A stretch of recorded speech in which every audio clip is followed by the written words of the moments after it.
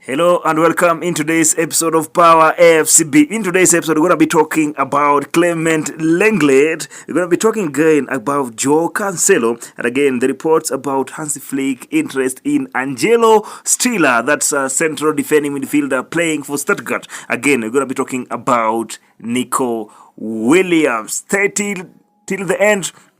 And by the way, you are free to comment in the comment section down below. Subscribe if you haven't yet subscribed. Again, give a like down below. Visca Barça, Visca Catalunya now. Let's jump straight into the news because it's been reported by Sport that Clement Langlet has been given letter of freedom by Football Club Barcelona. But on the player side, they have said no. By the way, Langlet will be the highest paid player in Barcelona for the next 2 seasons alongside Frankie de Jong and Robert Lewandowski. My goodness, this is very, very bad news that causing a lot of headache among Barcelona board, Barcelona players, and again among us Barcelona fans, because Clement Langlet is a deadwood. He's not playing for the club anymore. He's not relevant for the last 2-3 seasons. He have been at Spurs, he have been at Aston Villa. He never did very well. No club is interested in signing Clement Langlet. I mean, Langlet is it's a reject of both Spurs and Aston Villa and again at Barcelona. But in the next 2 seasons, because of the contract that he was given by the former president, I mean, that was very, very insane. This guy, Josep Maria Bartomeu, gave Langlet, among other players, very huge contract, paying a lot of money. And now it's time to pay back. And Clement Langlet have said no, he has no rush in leaving Barcelona. He's here to stay.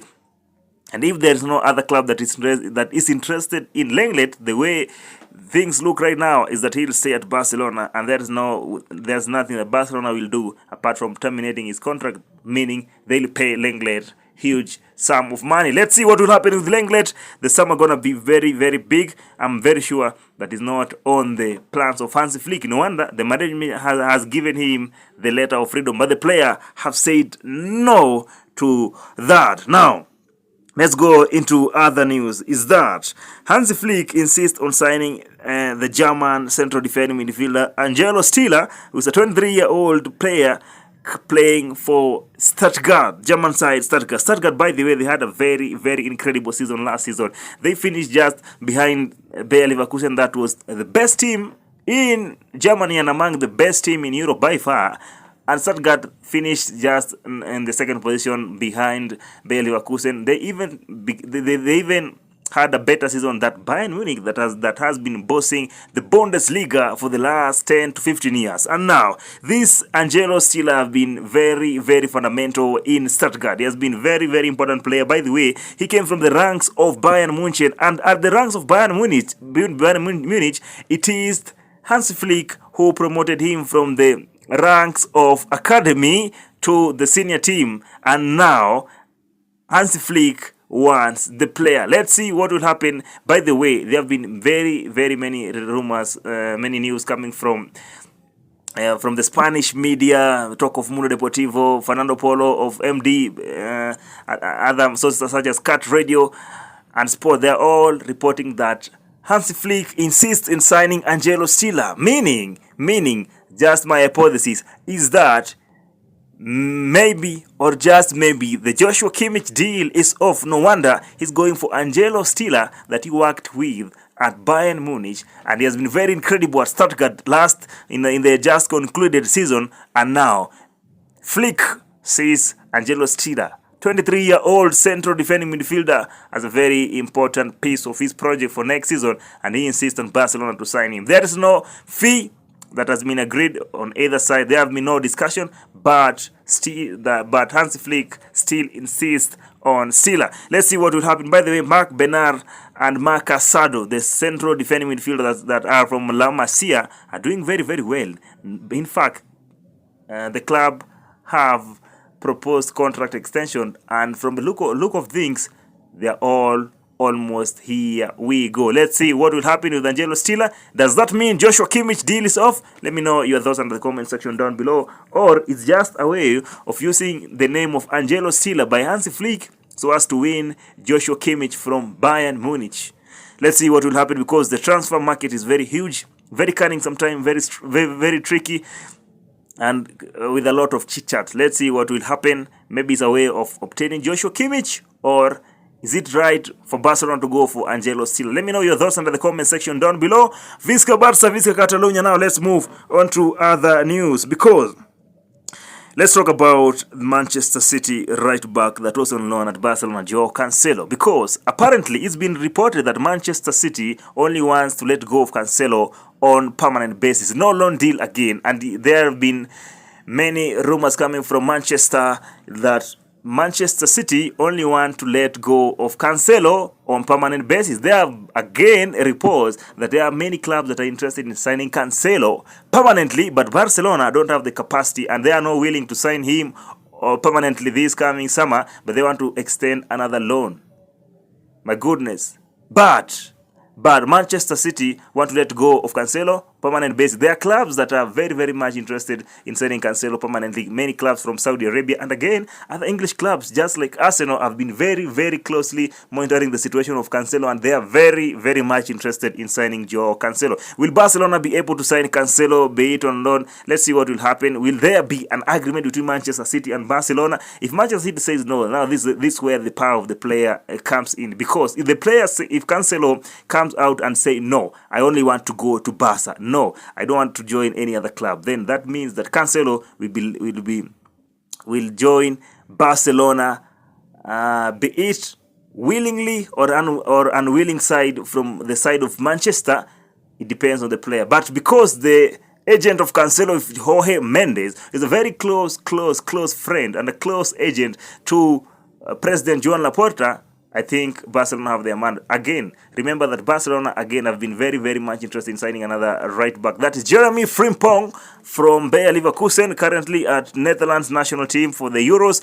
And again, Julian Araujo, as I reported in the last episode that I did. By the way, you can go and check. Give a like, by the way. Thanks to those who gave a like into that video. If you haven't yet seen, kindly do so. It's a very, very contentive episode. You can go and have a look on that. Now, Barcelona again wants to keep Julian Araujo. They Hansi Flick wants to test both Araujo. Again, Jules Koundé can also play as a right back. I mean, Barcelona have many right back options, but because naturally Koundé is a center back, let me assume that he'll go back to play center back next season. By the way, he has been complaining of playing as a right back, and because there was no one better to play at the right back, Koundé has been the sacrificial lamb. And let me see what will happen in the next coming future. By the way, Joan Laporta said that Barcelona will only sign a winger and a midfielder, probably a CDM. Now, do you think we're going to sign a right back? Because President himself, Joan Laporta, said we're going to sign only a midfielder and a winger. Now, Cancelo is a right back. Do you think Barcelona will go for a right back? Frimpong and Cancelo deal, will that happen? Let us see what will happen, because the future is so uncertain. We can never know what will happen tomorrow. Anyway, let's move on to another interesting, because Vitor Roque returns earlier from vacation.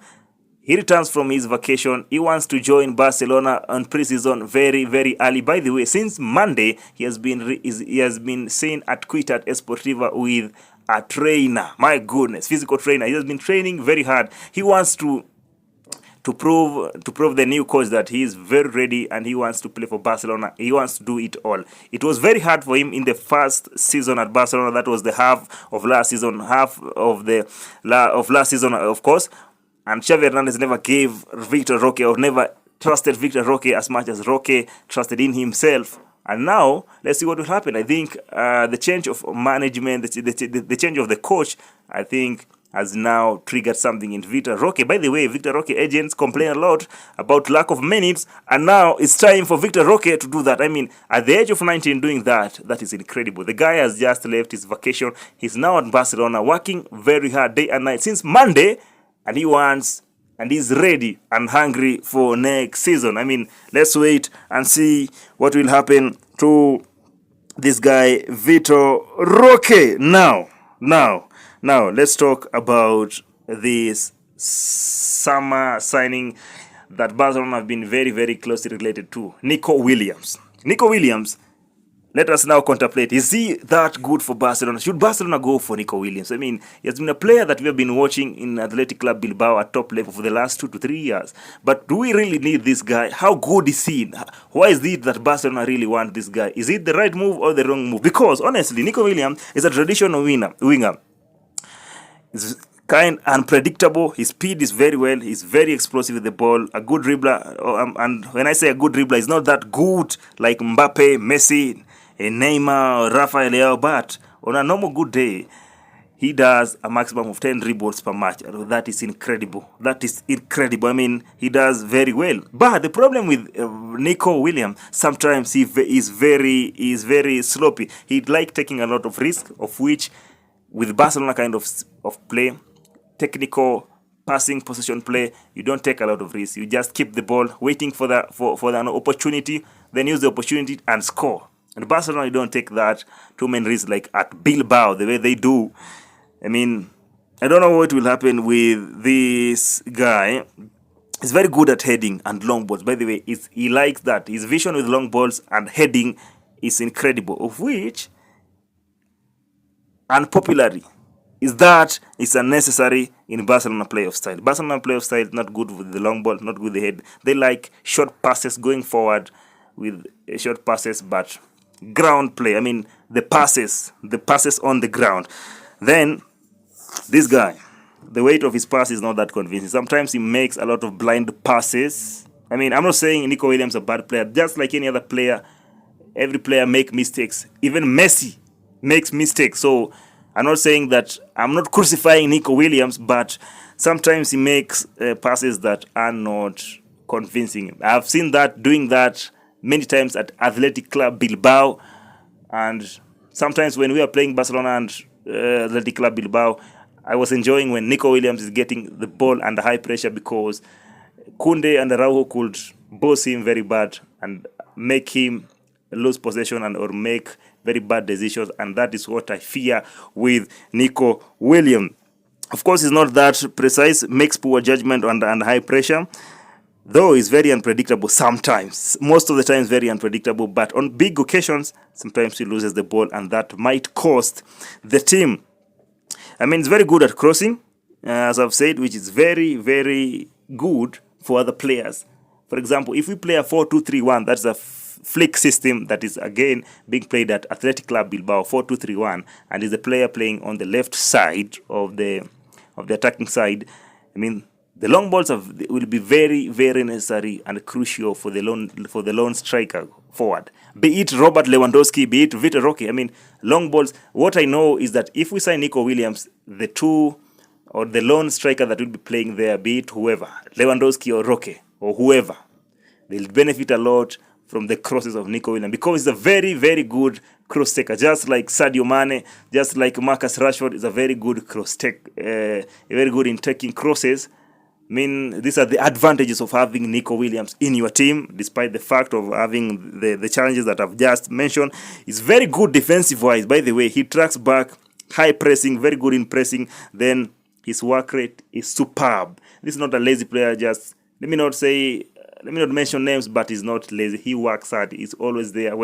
Whenever he loses the ball, however he loses it, he always be hungry to go press, try to win it back, and that's advantage of having Nico Williams. And because Bilbao is a 4-2-3-1, similar to flick system of play, and that has done very incredible for Nico Williams, I think it's good to have him in Barcelona, most especially under Hansi Flick. And Xavi Hernandez would have been a little bit trickier, but with Hansi Flick, the system was already known to the player, and the system is already known to the coach, loved by the coach. He knows how to use it best. He have used it both at Bayern Munich and in Germany as a coach. That's Hansi Flick. I mean, that's going to be very, very wonderful for both Nico Williams and Hansi Flick. My goodness. Do you really think we need this guy? Because there are advantages and disadvantages of Nico Williams. Do we really need him? Barcelona, for me, kindly let's say he's a good player. I'll of course love to I'll want to see him at Barcelona, but it's not that necessary. He shouldn't be on the top notch of the list. Barcelona should not be desperate of signing Nico Williams. I mean, we should be signing him to add depth. He's a good player, very, very good, but we should be going on other players desperately. if you ask me, Bernardo Silva or Nico Williams, even if we have a deficit on the left side, Bernardo is a right is the right winger. I'll always go for Bernardo Silva, because even on the market, Bernardo Silva has a release clause of 50 million euros, and the release clause for Nico Williams 58 million euros. And Bernardo is better than William by far, but Williams is much younger than Bernardo. There's a room for improvement. He's just 21 years old, just like Pedri, by the way. Anyway, let's see what will happen. I'll never say no to Nico Williams, but again, I'll never be too desperate for Nico Williams. If we get him, okay. If we don't get him, okay. But we have to get somebody, and please, let's go for someone else. Not really Bernardo Silva, but if we get Bernardo Silva, so be it. Let me know your thoughts in the comment section down below. Which player would you like to see Barcelona signing? And again, kindly give me the likes under the